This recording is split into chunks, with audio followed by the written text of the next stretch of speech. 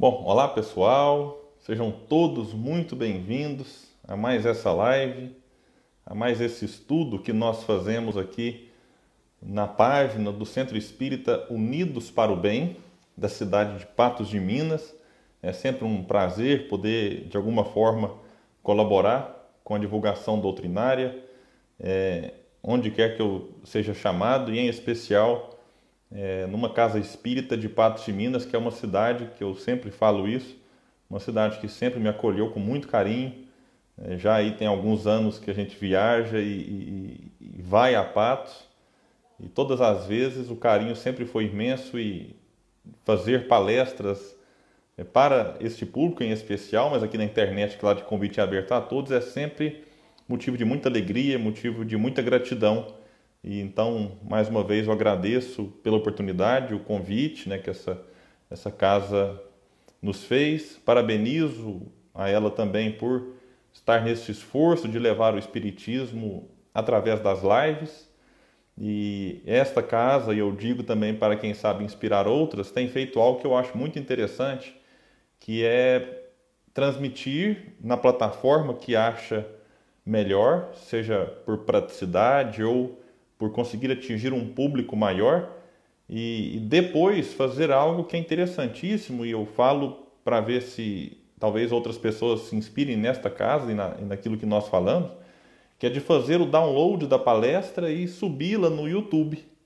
Então isso é importante, o YouTube é uma ferramenta muito boa para pesquisa futura.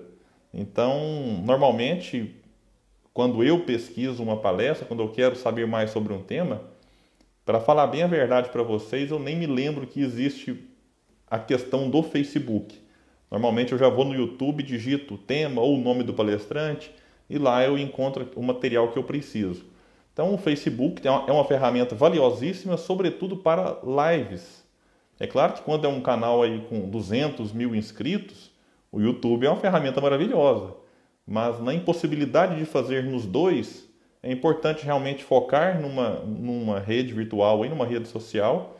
No caso desta aqui, o foco é no Facebook, mas, de novo, parabenizo por ter esse esforço de, depois da live realizada, fazer então o upload, deixar o material disponível no YouTube. Aqueles que estiverem assistindo no YouTube depois, eu aproveito para convidar a todos para que se inscrevam, né, para que ativem aí o sininho, para que compartilhem com os amigos, enfim. E aqui mesmo no Facebook agora, né, enquanto a gente está na live, não é apenas possível, como é até desejável que a gente faça o compartilhamento. E eu tenho insistido nisso, até para que, quem sabe, vire hábito, da gente fazer o compartilhamento nos grupos do Facebook que nós participamos. E também no grupo de WhatsApp. Mas no Facebook é muito fácil. Para quem está assistindo pelo smartphone, você clica em compartilhar em grupo, e com um pequeno clique você joga para vários grupos de uma maneira muito rápida, muito fácil, e as pessoas que não ficariam sabendo desta live recebem a notificação, recebem o aviso que você compartilhou e passam também a fazer parte e a compartilhar aqui este conteúdo e vários outros realizados aqui nesta casa. Então, é uma somatória de esforços, né? A casa em ceder o espaço, a gente vem de uma maneira assim bem limitada trazer aqui as nossas reflexões. Quem assiste pode então ajudar compartilhando, enfim.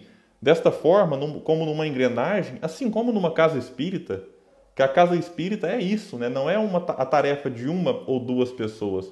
A casa espírita, ela funciona a partir de um esforço comum, em que muitas pessoas, cada um com uma tarefa, cada um com uma função, elas então colaboram para a propagação do Espiritismo. Às vezes a função vai só para o palestrante. Nossa, mas o palestrante divulga tão bem o Espiritismo. Poxa, mas se não for a ajuda daqueles outros, por exemplo, aqui eu vou citar o Cadu, do Cadu que convida, que faz a arte, que divulga, que às vezes define o tema. Então tudo isso é extremamente importante, e eu sempre deixo isso claro antes das nossas palestras, que é para a gente despertar o desejo de uma forma ou de outra em divulgar a doutrina. Então queria também, é claro, pedir a Deus que nos inspire, que permita com que os bons espíritos estejam sempre presentes, inspirando, acolhendo e encorajando a todos nós que aqui estamos, aqueles que no futuro forem assistir essa palestra, que recebam, né, de nós as melhores vibrações e que nós tenhamos então a possibilidade e a abertura necessária para receber do alto as inspirações que a gente tanto precisa para, como diz o tema, prosseguir sempre.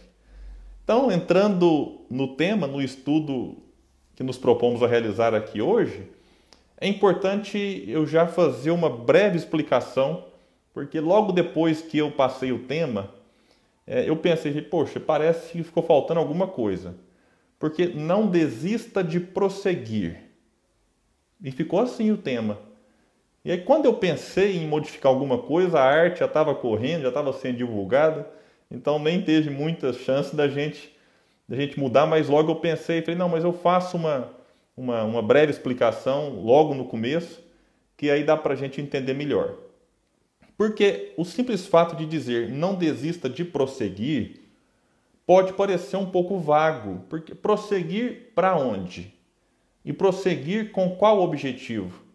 Nós temos várias possibilidades. Há quem esteja fazendo mal e estes precisam desistir disso. Mas acredito que, e logo não me culpei tanto pela escolha do tema, porque quando a palestra é realizada por um palestrante espírita, num ambiente também espírita, são duas coisas, né, que não deixam dúvidas de que a nossa proposta aqui hoje é que a gente não desista de prosseguir naquilo que é do bem, naquilo que nos faz bem e naquilo que faz bem ao coletivo, à sociedade. Então, por exemplo, não desista de prosseguir com seus bons projetos profissionais. Mas se eventualmente o projeto profissional ele fere outra pessoa, ele atinge uma outra pessoa de maneira negativa, é bom que a gente repensa e eventualmente desista de alguma coisa nesse sentido. É bom não desistirmos dos projetos pessoais que sejam bons. Mas aqueles projetos pessoais que podem nos prejudicar ou prejudicar outras pessoas, é importante que a gente repense esses projetos e, eventualmente, desista deles e mude o foco. Concretize ou coloque em prática ou coloque em ação outros projetos, estes sim que possam ser benéficos para nós e para os outros. Mas há um ponto crucial. Esse nós não temos escolha, que é o não desista de prosseguir a sua evolução, porque o progresso é uma lei. E a gente pode até ficar emburrado com essa lei, até de vez em quando falar, não, eu não quero progredir, eu quero ficar estacionado.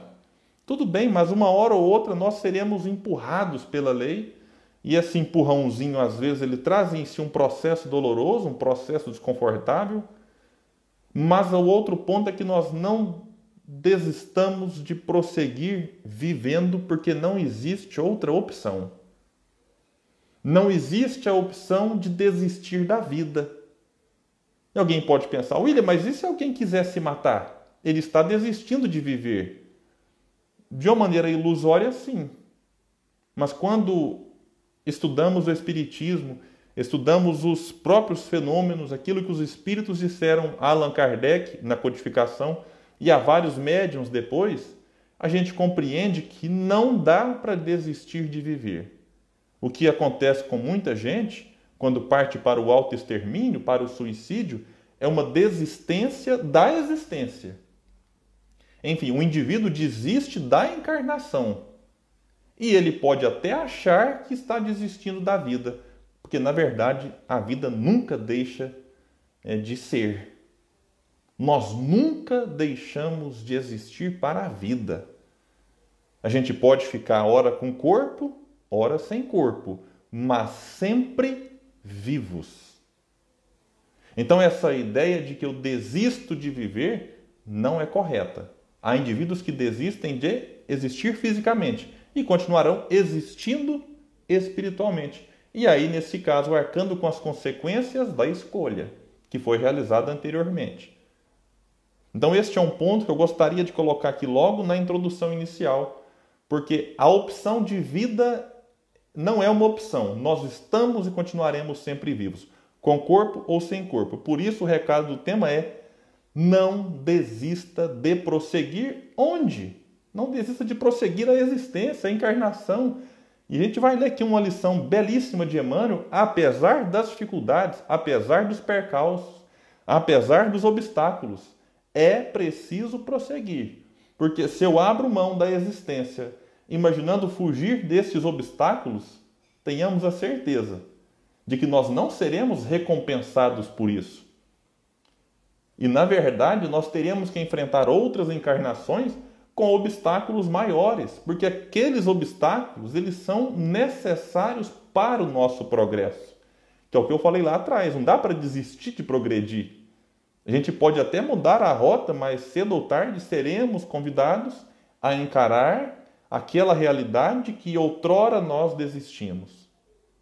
Então esta é uma breve introdução que eu faço, porque quando eu passei o tema, repito, bateu aquele arrependimento e eu me senti na obrigação de fazer essa explicação para que fique claro que o que eu quero aqui hoje é um convite para que não desistamos de prosseguir com os bons projetos pessoais, e pode envolver a profissão, mas acima de tudo, que a gente prossiga nesta existência cada vez mais fortes, e essa é a intenção, e foi com esse objetivo que eu preparei a palestra de hoje.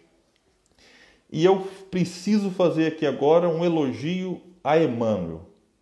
Emmanuel, ele tem uma capacidade de fazer reflexões que é impressionante, que nos inspira.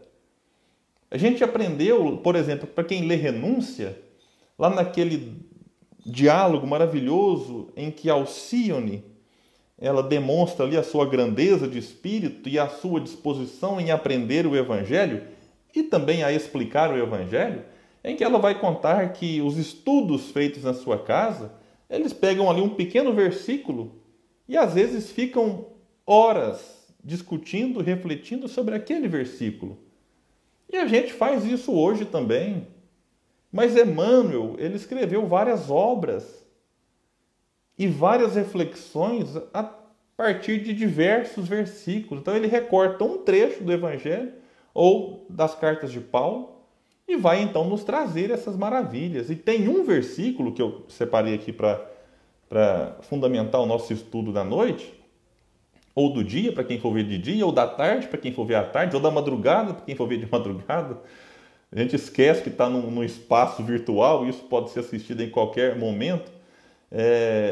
Emmanuel, então, ele vai retirar um versículo lá da segunda epístola que Paulo escreveu, está lá em Coríntios, está no capítulo 4, versículo 16, em que Paulo disse: mas ainda que o nosso homem exterior se corrompa, o interior, contudo, se renova de dia em dia. E a gente pode passar por esse versículo lá e não dar a mínima atenção. Só que com Emmanuel é diferente. Emmanuel olha para esse versículo e escreve 3 capítulos. Curiosamente, os 3 estão no mesmo livro, que é o Fonte Viva. E o Fonte Viva é daquele livro que nos socorre nos momentos de dificuldade. Às vezes, eu brinquei também com o Cadu quando me convidou, quando a casa que nos convida fala assim: qual que é o tema que você vai abordar? Meus amigos, com esse negócio de live e muitas lives, a gente não tem tempo de desenvolver como antes. Antes eu ficava um mês, depois 15 dias, preparando uma palestra. Hoje a gente precisa também recorrer quase que ao estudo mesmo, e até se adaptar à nova realidade. Então, quando ele me pediu o tema, eu não sabia do tema, eu falei: deixa eu abrir aqui o Fonte Viva, porque eu tenho certeza que um capítulo vai me salvar. E aí, eu achei um capítulo, que é o 62, e depois, fazendo a pesquisa, eu reparei que Emmanuel escreveu mais 2 capítulos, que é o de número 141 e o de 169. Então, capítulos 62, 141 e 169, todos esses 3 capítulos comentam o mesmo versículo bíblico. E olha para você ver a importância. Cada um desses capítulos, eles refletem a mesma coisa, mas com um perfil diferente. Então, com estilos diferentes, mas a partir da mesma base, que foi esse versículo de Paulo aos Coríntios. E aí eu escolhi os capítulos 62, que foi esse que me chamou a atenção de imediato, para a gente fazer aqui hoje esse estudo mais detalhado, né, lendo aqui alguns trechos, fazendo uma pausa, refletindo, tentando extrair algo para nós, para o dia a dia. Porque eu acredito que foi com essa intenção que Emmanuel escreveu não só este, mas todos os outros capítulos. Deixa eu mandar aqui uma boa noite para o pessoal que está acompanhando aqui ao vivo, né? Hoje eu estou conseguindo, de uma maneira muito singela aqui, ainda acompanhar. Então a Michelle passou por aqui, a Emanuele já disse que o áudio e o vídeo está ok. Se der uma travada aí, pessoal, pode me avisar. A Eneida, o Wellington, a Nazaré, Silvete, enfim, boa noite a todos que estão chegando aí. E quem quiser depois pode compartilhar. E se quiser mandar alguma pergunta aqui também, dentro do possível, eu tento responder. Então vamos lá, vamos começar a leitura desse capítulo 62, que é belíssimo. Diz Emmanuel: observa o espírito de sequência e gradação que prevalece nos mínimos setores da natureza. Então ele pede para que nós façamos o exercício da observação. E aqui eu preciso vincular um perfil de Emmanuel com o de Leon Denis. Porque Leon Denis também tinha muito desse perfil de olhar para as coisas da natureza e tirar delas lições valiosas. Quem já leu Leon Denis sabe que em vários momentos ele olha para o movimento das aves e daquele movimento ele tira uma lição. Ele olha para o movimento do mar, das ondas, e tira outra lição. Leon Denis olha para a montanha e escreve um capítulo sobre a montanha. Ele olha para a floresta e escreve outro capítulo. E detalhe, os capítulos de Leon Denis não são como, por exemplo, capítulos de Emmanuel que comentam a passagem, em cada capítulo é uma página. São várias páginas de Leon Denis falando sobre a montanha, lá no livro O Grande Enigma. São várias páginas de um capítulo em que Leon Denis fala sobre a floresta e outro capítulo sobre o mar. Isso eu estou citando uma obra, mas Leon Denis faz comentários sobre aquilo que ele observa na natureza, no gênio céltico e o mundo invisível, no depois da morte, no problema do ser e do destino, no porquê da vida. E Emmanuel, ao longo de vários capítulos, de várias obras, também nos convida a essa postura, não apenas contemplativa, mas a postura de aprendiz diante da natureza, que Leon Denis vai nos dizer, que é um livro que contém a assinatura de Deus. Olha como isso é bonito. Porque todo livro tem um autor. Poxa, eu estou aqui agora, vou falar no final desse livro, A Força do Um, autor André Trigueiro, que eu pessoalmente admiro muito. Estou aqui com outro livro que tem me auxiliado nos estudos, A Sabedoria das Palavras, autor Huberto Roden. E estou aqui com Fonte Viva. Nesse caso, o autor espiritual, Emmanuel, e o médium Chico Xavier. E o livro da natureza? Qual que é o autor dele? Quem que escreveu tudo isso? Quem fez tudo isso? Senão Deus. E aí Emmanuel vai continuar dizendo: nada se realiza aos saltos, e na pauta da lei divina não existe privilégio em parte alguma. Aqui eu me recordei daquela frase que virou um chavão: na natureza nada dá saltos. A natureza não dá saltos, melhor dizendo.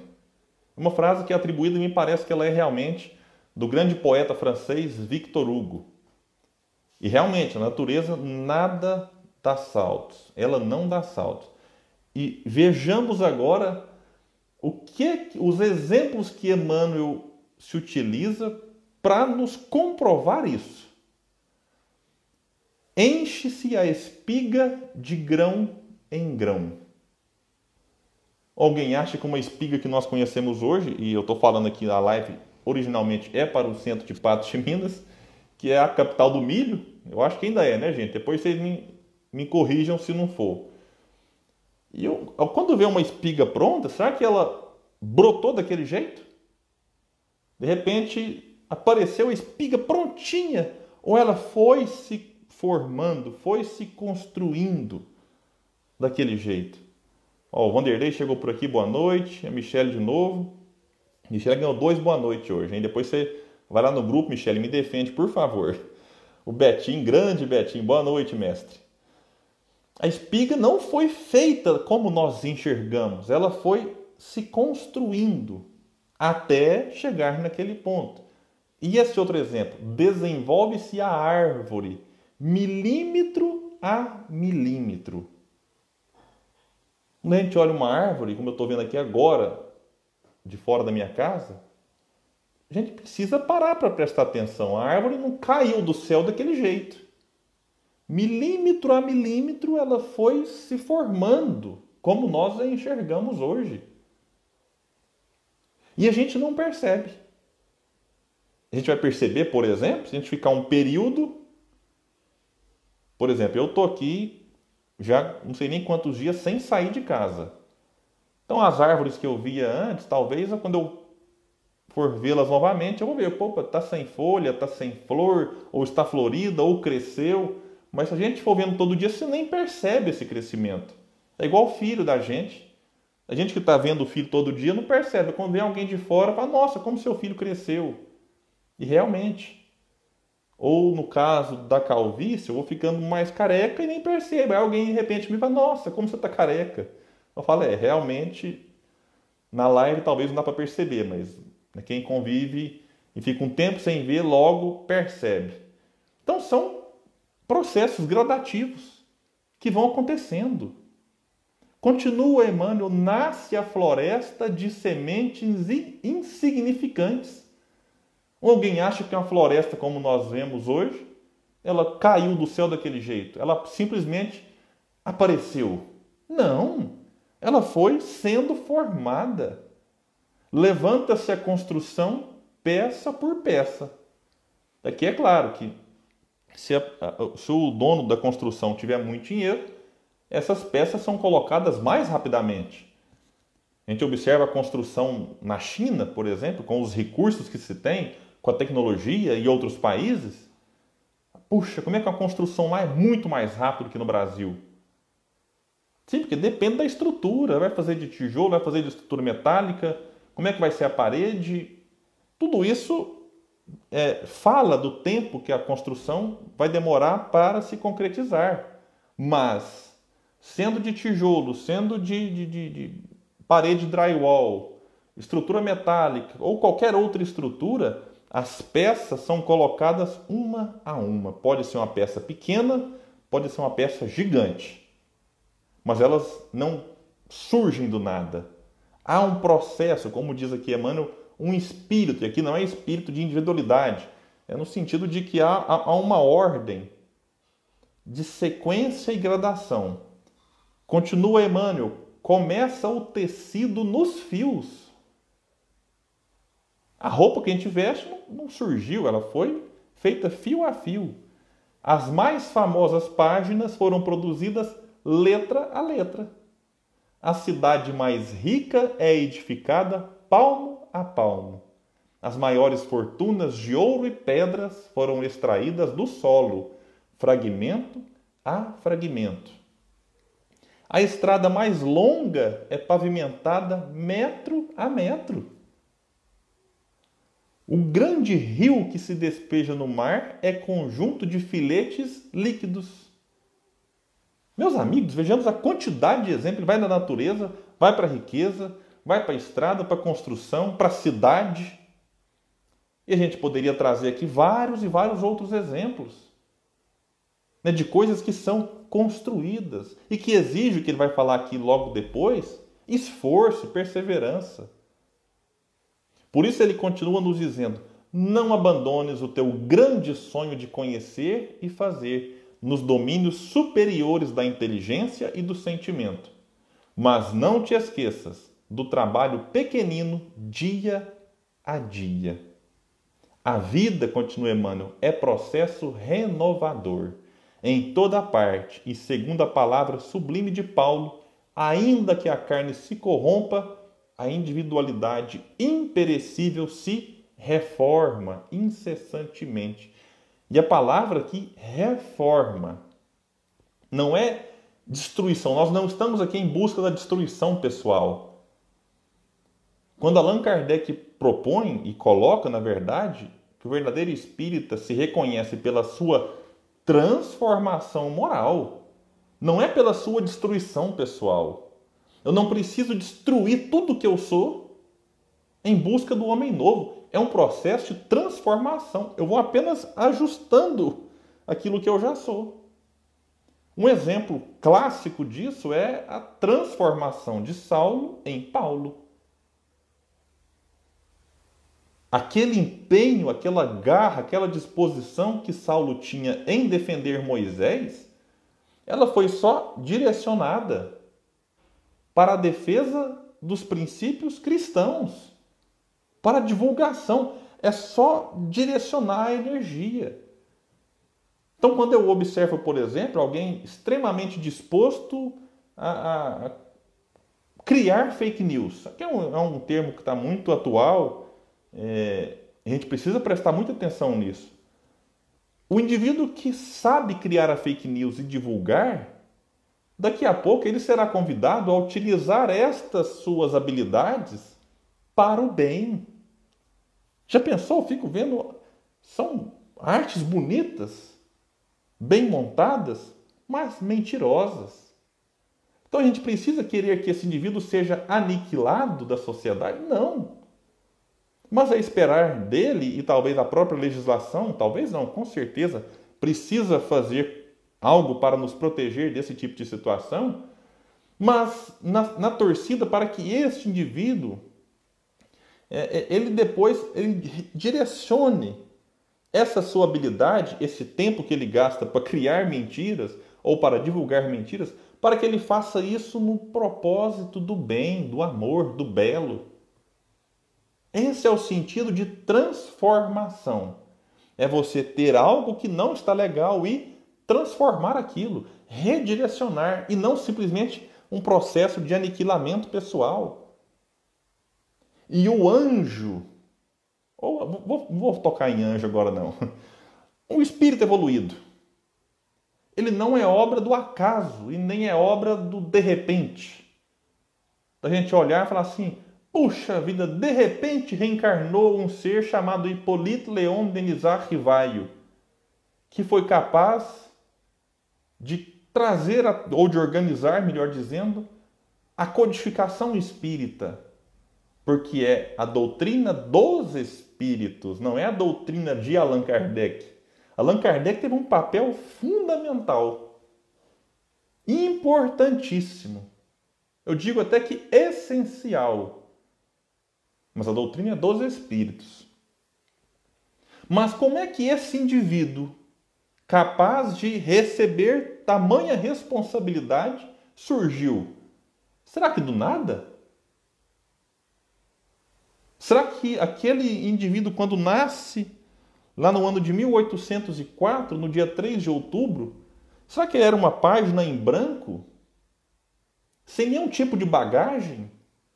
Ou, assim como uma árvore cresce milímetro a milímetro, aquele indivíduo já era um espírito que havia tido outras encarnações e nessas encarnações se esforçado muito para ser aquilo que nós conhecemos inicialmente como Hippolyte Léon Denisard Rivaio e posteriormente como o grande codificador Allan Kardec. Eu acho que essa opção dessa construção individual é melhor, fica mais lógica, porque senão Deus seria injusto, trazendo ao mundo alguém tão vamos dizer assim, responsável e tão preparado, é a palavra correta, para receber uma doutrina, e nós outros encarnamos e custamos dar conta de pequenas responsabilidades. Então é bom observar para a história de Allan Kardec como um grande druida que fora. Já na época do druidismo, desenvolvendo ali, ou talvez já trazia de antes também, mas a gente sabe dele enquanto druida. E os druidas tinham já uma familiaridade muito grande com tudo que nós conhecemos hoje no Espiritismo.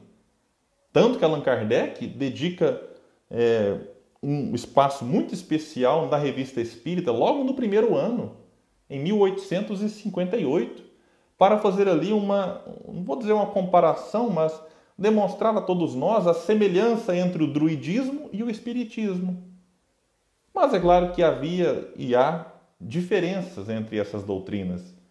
E Leon Denis destaca muito bem isso no seu livro Depois da Morte. Quem quiser entender um pouco mais, existe um outro livro chamado O Gênio Céltico e o Mundo Invisível, que fica sempre na minha mesa.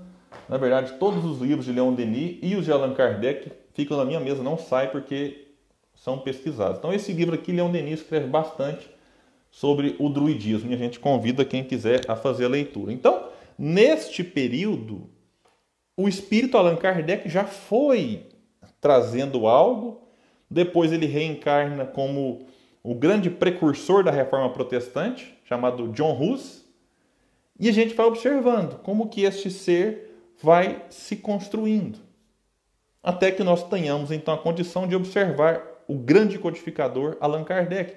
E eu poderia trazer essa reflexão para vários outros, como por exemplo o próprio Francisco de Assis, o próprio Leon Denis.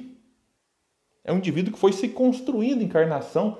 Agora é bom que se diga, e Jerônimo Mendonça, por exemplo, nós conhecemos aquele grande indivíduo, e grande no sentido literal, porque ele era realmente conhecido como gigante deitado pela sua estatura, e a gente olha para aquele ser imobilizado, cego, ainda assim divulgando a doutrina, fazendo o possível para consolar, para esclarecer, e não imagina que aquela situação que ele vivia também foi originada a partir de atos anteriores. Então, quando a gente traz essas ideias de construção gradativa, se a gente tira da história da reflexão a reencarnação, fica sem sentido. Então, a reencarnação ela é fundamental para a gente até se motivar mais. Porque talvez alguém me assiste aqui agora, já está lá com os seus 80, 90 anos, sabe que a expectativa de vida, né, não é até 200, 120, 130 anos, sabe que não tem muito tempo, mas com o olhar reencarnacionista, isso motiva todo mundo. Porque aí não existe mais fim. Existe um até logo, até breve, daqui a pouco eu volto. Como eu vejo, por exemplo, pessoas... vou citar um caso que está na internet aí, aliás, na verdade, na internet tem vários casos. De uma pessoa com 90 anos, pegando lá o seu diploma, porque havia acabado de se formar em Direito. E alguns olham e comentam, falam, poxa, mas nessa idade, preocupar com estudar? E quando a gente olha com o olhar da reencarnação, fala, que legal! Mesmo nessa idade, ele encontrou disposição para estudar. É aquilo que Emmanuel fala, não abandones o teu grande sonho de conhecer e fazer. Porque nunca é tarde para começar para colocar em prática um sonho. Alguém pode perguntar, William, mas e se ela tivesse desencarnado antes do diploma? O diploma é só um detalhe, é só um papel, é só algo mais, o importante é o que ficou. Por isso que não faz sentido colar na prova do colega. Fala, não, deixa eu colar aqui para tirar nota boa. A nota é só um detalhe. O que vale é aquilo que nós adquirimos, o que nós absorvemos. Amar e se instruir. Eis as nossas grandes metas. Por isso que o Espírito da Verdade vai trazendo o Evangelho segundo o Espiritismo. Espíritas, amai-vos. Espíritas, instruí-vos. E Emmanuel, no livro Pensamento e Vida, vai trazer um capítulo belíssimo sobre instrução, falando que amar e servir e se instruir, né, que aprender e servir são duas necessidades que temos, todos nós, para quê? Para progredir. Então é isso, é se instruindo de um lado, servindo de outro, e assim a gente vai, amando e se instruindo e crescendo sempre. E um outro ponto importante, prosseguindo na análise da mensagem do capítulo 68, é bom sempre repetir para quem chegou agora, do livro Fonte Viva. Para que não nos modifiquemos, todavia, em sentido oposto à expectativa do alto, é indispensável saibamos perseverar com o esforço do autoaperfeiçoamento, em vigilância constante, na atividade que nos ajude e enobreça. Nossa, só esse trecho aqui dava para fazer outra palestra. Vamos começar então. A modificação, ela nem sempre é no sentido bom. Como eu falei lá atrás, não desista de prosseguir. Mas prosseguir o quê? Para que não nos modifiquemos em sentido oposto à expectativa do alto. Qual que é a expectativa do alto? A expectativa do alto é de que a gente ame, de que a gente cresça, de que a gente colabore. Questão 132 de O Livro dos Espíritos. Qual é o objetivo da encarnação? Deus, ou seja, o alto, lhes impõe a encarnação com o fim de chegar à perfeição. Agora, pode ser que eu tome atitudes contrárias a isso? Claro que pode. Esse é um ponto que precisa tomar muito cuidado. Ninguém reencarna, por exemplo, para matar. No planejamento reencarnatório estava lá escrito que o fulano seria um assassino. Não. Ele pode até ter sido um assassino na outra encarnação e reencarnar próximo de situações em que ele será convidado o tempo todo a matar. Mas o planejamento é resista. Agora, se ele vai resistir ou não, depende do livre-arbítrio. Por exemplo, ninguém reencarna para suicidar. Ninguém. Não está escrito em nenhum planejamento reencarnatório. Com 20 anos de idade você vai se matar. Não existe isso. E eu digo, em algumas situações, que talvez, eu não estou afirmando, talvez o grande desafio de muitas pessoas seja simplesmente permanecer nesta encarnação e desencarnar por meios naturais. Porque talvez essas pessoas se mataram em outras encarnações e agora elas têm como grande desafio. Então, o desafio dessas pessoas não é fundar centro espírita, não é participar de uma atividade aqui, de outra ali. Elas podem até participar, pode até fundar um centro espírita, não tem problema. Que o que nós fazemos de mais e que seja bom em relação àquilo que foi programado, ótimo. Mas há casos em que a gente pode até dizer que talvez o grande desafio dessas pessoas seja simplesmente desencarnar naturalmente. Por isso, resista. Não desista da encarnação. Porque às vezes o seu grande objetivo é resistir, permanecer firme. E aí, qualquer atitude impulsiva, negativa, pode nos fazer caminhar no sentido oposto à expectativa do alto. Quer dizer que eu, enquanto espírito, estarei regredindo? Não, mas eu estarei me comprometendo gravemente para o futuro. Então, por isso, resistir é sempre a melhor opção. Mas avançando aqui na análise desta frase, é indispensável saibamos perseverar com o esforço, que não é fácil, esforço. Eu acho bom porque várias e várias passagens, análises, trechos, reflexões, traz essa palavra esforço. Reconhece o verdadeiro espírita pelo esforço. É pela transformação moral e pelo esforço, pelos esforços que empreende em domar suas más inclinações. Então a palavrinha esforço está em vários momentos.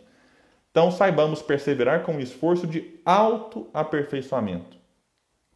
Ou seja, aperfeiçoamento pessoal. Porque a gente tem hora que pensa que é aperfeiçoar para o outro. Eu reencarnei para salvar o outro. A gente pode ter reencarnado para ajudar o outro. Para ajudar, sim, a gente vê vários exemplos de pessoas que se dispõem a uma reencarnação sacrificial com o propósito de auxiliar, mas jamais de fazer ou de passar pelaquilo que o outro está passando. A gente pode e deve estender a mão, acolher e auxiliar, mas a tarefa de aperfeiçoamento ela é pessoal e isso é preciso ser dito. E não importa o grau de amizade ou o grau de parentesco. Mas o pai e a mãe não pode progredir para o filho? Dá vontade, eu sei que dá, mas não dá. Evoluir para o cônjuge, para um amigo muito querido, para a sogra, para o sogro, para o cunhado, não importa o parentesco, não dá para evoluir para o outro. Assim como o outro não pode evoluir por nós. Não dá. Prosseguindo na análise, em vigilância constante, por isso Jesus fala, orai e vigiai. Então essa vigilância constante, inclusive e principalmente do próprio pensamento. Porque tudo surge a partir do que pensamos. Na atividade que nos ajude e enobreça. Se algum ideal divino te habita o espírito, não ouvides, ou seja, não esqueças o servicinho diário para que se concretize em momento oportuno. Então, servicinho diário, pequenos gestos. Repito, um anjo não se torna anjo na primeira encarnação já sendo crucificado. São gestos pequenos, singelos, que vão construindo um ser luminoso. Então isso é muito bacana de entender, porque aí traz a coisa para o dia a dia, para o básico. Ajudar alguém a atravessar a faixa de pedestre, pararem que se está dirigindo para que alguém atravesse a faixa de pedestre, é um gesto, é um servicinho diário, como coloca aqui muito bem Emmanuel. Hoje vivemos um período de pandemia, portanto, tem algo que essas pessoas não compreendem, mas que é um gesto tão simples, que é usar máscara. É o óbvio. Meu Deus do céu, mas tem gente que não quer usar máscara, que não precisa. Gente, usar máscara é um servicinho diário que vai proteger você e os outros. Porque se você não se preocupa com a sua vida, mas a sua máscara pode proteger o outro. E a gente percebe pessoas que são avessas a cumprir lei. Olha, a gente tem que ter leis, tem que, eventualmente, vereadores e deputados gastarem o seu tempo, que eles poderiam estar preocupando com outras coisas, para de repente fazer uma lei obrigando as pessoas a usar máscara. É quase um absurdo. É algo que devia ser tido como consenso. Não, beleza, a máscara protege. Ponto. E ponto final. Mas não, tem que vir uma lei e ainda assim há pessoas que insistem em desobedecer leis, como essa simples. Então, nesse caso, cumprir uma lei é um servicinho diário. E a gente poderia citar outros, fazer preces, compartilhar notícias boas, alertar sobre os perigos do coronavírus, combater fake news, compartilhar mensagens edificantes de vários autores, compartilhar palestras. Quando a casa espírita puder funcionar normalmente, cumprimentar as pessoas, a gente vai querer abraçar tanto, né? Vai querer dar cada abraço de urso, pegar na mão, dar um sorriso, mandar uma mensagem para alguém agora nessa época, é muito bom isso. Como é que você está? Está melhor? Não está? Enfim, são gestos pequenos que a gente pensa que crescimento espiritual só se dá em atividade religiosa. E tem que ser uma atividade impactante. Tem que ser médium, tem que ser palestrante, tem que ser dirigente, porque se não for, não está progredindo. E meus amigos, coitado desses, talvez somos os que mais precisamos dessas tarefas, em alguns casos, então pode generalizar, para redimir de um passado complicado. Então a tarefa edificante não se dá só nestas funções e nem tampouco nas atividades religiosas. Há pessoas cumprindo tarefas exemplarmente, por exemplo, na ciência. Imaginemos quantas milhares de pessoas estão debruçadas neste momento para tentar trazer para todos nós a vacina. Vejamos, missionários.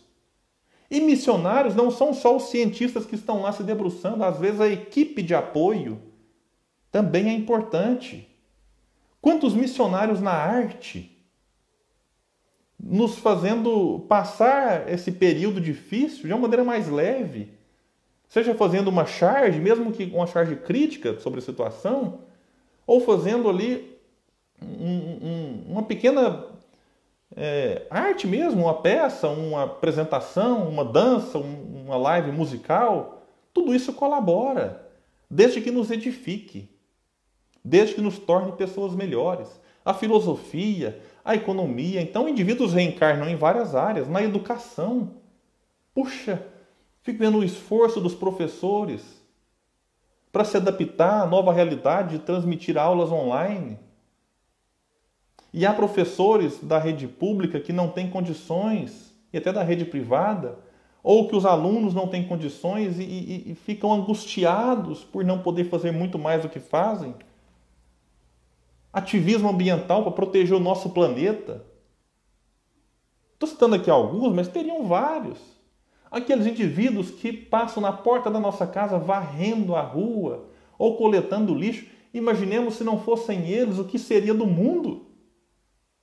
Já pensou? Se não fossem esses indivíduos cumprindo a sua tarefa, cumprindo a sua missão. Agora, eles podem ir, todos nós, cumprir essas tarefas de bom grado ou com revolta. Não é a tarefa que dignifica o homem, mas é a forma como nós nos conduzimos na tarefa que nos dignificará. Então, isso também a gente precisa ressaltar aqui com Emmanuel. E aí ele vai finalizar sua bela mensagem dizendo o seguinte: há ensejo favorável à realização? Age com regularidade, de alma voltada para a meta. Regularidade é continuidade. Porque a gente fala assim, não, eu vou tentar hoje e amanhã desiste. Ou eu faço hoje e daqui 3 anos de novo. Regularidade. Olha, durante uma vez por semana a gente vai fazer uma caminhada no parque, quando puder também, né, gente? Se a cidade está proibido, vamos respeitar a proibição. Então vamos lá, uma vez por semana, ter contato com a natureza. Olha, uma vez por semana vamos fazer o evangelho no lar, o estudo do evangelho no lar. Regularidade. Olha, uma vez por semana, como eu vi um amigo meu falando, eu vou abrir mão de comer carne vermelha. E, poxa, que legal, ele não consegue todos os dias, mas ele vai tentar uma vez por semana. Já é um esforço de alma voltada para a meta.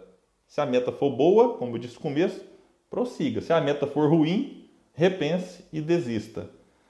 Há percalços e lutas, espinhos e pedras na senda, no caminho? O que a gente faz então? Nossa, William, estou com dificuldade.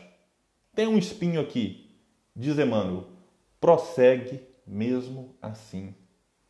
E ele complementa. O tempo, implacável dominador de civilizações e homens, marcha apenas com 60 minutos por hora, mas nunca se detém. Qual indivíduo já conseguiu parar o tempo? Não, hoje eu vou parar o tempo. Não tem jeito. Portanto, finaliza Emmanuel, guardemos a lição e caminhemos para adiante com a melhoria de nós mesmos, devagar, mas sempre. Então, meus amigos, eu gosto também, muita gente sabe aqui, de atividade física, em especial corrida. Não se conclui uma maratona sem dar o primeiro passo. Não tem jeito, são 42 quilômetros, 195 metros, se não me engano. E não dá para você pular do primeiro para o último metro. Como Emmanuel colocou lá no começo, é necessário o espírito de sequência, de gradação. É difícil, às vezes dói, causa desconforto. Às vezes a gente passa por um desafio ali que pensa que não vai conseguir. Mas se a gente insiste, é claro que aqui a maratona há alguns detalhes em que é recomendável parar. Dependendo da lesão, se você continua, piora. Mas tratando aqui de um sentido mais genérico. Quando é um esforço que a gente percebe que vale a pena ser feito e a gente conclui, o bem-estar daquele que atinge a meta, daquele que chega e conclui a prova, é algo indescritível. Eu tive a oportunidade de concluir algumas, eu posso dizer. É uma sensação que parece que tudo que você passou de ruim para trás, fica para trás. A gente só quer viver aqueles segundos, aqueles minutos ali finais de quase um êxtase, experimentando ali uma superação pessoal. E dá para a gente trazer isso para a questão da vida. Não é fácil. Às vezes as dores são lacinantes, o sofrimento às vezes bate à nossa porta e dá vontade de desistir, não da existência, mas dá vontade de desistir de um trabalho, dá vontade de desistir de uma amizade, dá vontade de desistir de alguma situação que eventualmente nos cause algum desconforto. Mas é necessário, como disse Emmanuel, cuidar dos pensamentos, vigiar, orar. E se aquilo que nós queremos estiver conectado com o alto, com o propósito divino para nós, vale a pena atravessar todos esses desafios, todos estes espinhos e prosseguir caminhando, mesmo que devagar. Às vezes o ritmo não é aquele que nós gostaríamos. Às vezes o ritmo é aquilo que a gente dá conta. Pegando até o exemplo da maratona, tem pessoa que às vezes quer imprimir um ritmo muito forte e não consegue. Então é melhor a gente respeitar o próprio ritmo, respeitar as próprias limitações, mas jamais desistir. Devagar, mas sempre, como nos diz Emmanuel. E trazendo uma reflexão de Leon Denis, já para encerrar esta nossa live, Leon Denis no livro O Porquê da Vida, que é uma obra que eu recomendo sempre, é um livro maravilhoso, um livro fininho, muito gostoso de ler. Leon Denis vai nos dizer algo extremamente motivante. Disse ele: eleva, pois, teu olhar e abarca as vastas perspectivas de teu futuro. Aure nesse espetáculo a energia necessária para enfrentar os ventos e as tempestades do mundo. Caminha, valente lutador, sobe a escarpa que conduz a estes cumes a que chamamos virtude, dever, sacrifício. Não te detenhas no caminho para colher as florezinhas das sarças, para brincar com as pedras douradas. Avante, sempre avante. E são com essas palavras de Leon Denis que nós encerramos este estudo e esta live. Muita paz e que Jesus nos abençoe e nos inspire sempre.